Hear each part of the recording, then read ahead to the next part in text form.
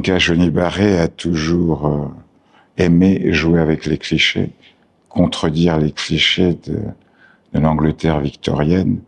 Dès ses premiers travaux, il remettait en question cette logique d'établissement britannique.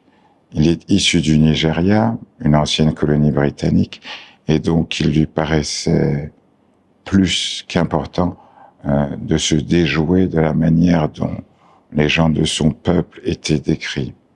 Ici, dans A Planet My Head, Young Ornithologist, il réitère cette critique en règle subtile et ironique de la société victorienne.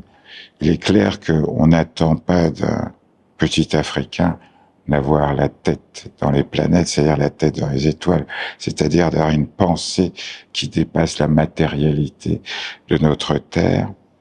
Et en même temps, c'est un ornithologue.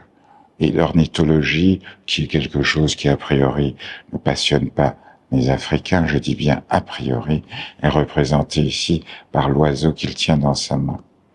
Mais dès le départ, dans ce décalage, Yinka Johnny Barré avait choisi de prendre le textile wax, qui est censé être une représentation et une émanation de la culture africaine, alors qu'en fait le wax qu'il utilise est fabriqué en Angleterre ou en Hollande, qui sont les producteurs de ces tissus-là, et donc d'habiller ces personnages dans des tenues supposées africaines, mais dans des coupes taillées selon les canons esthétiques de l'Angleterre victorienne.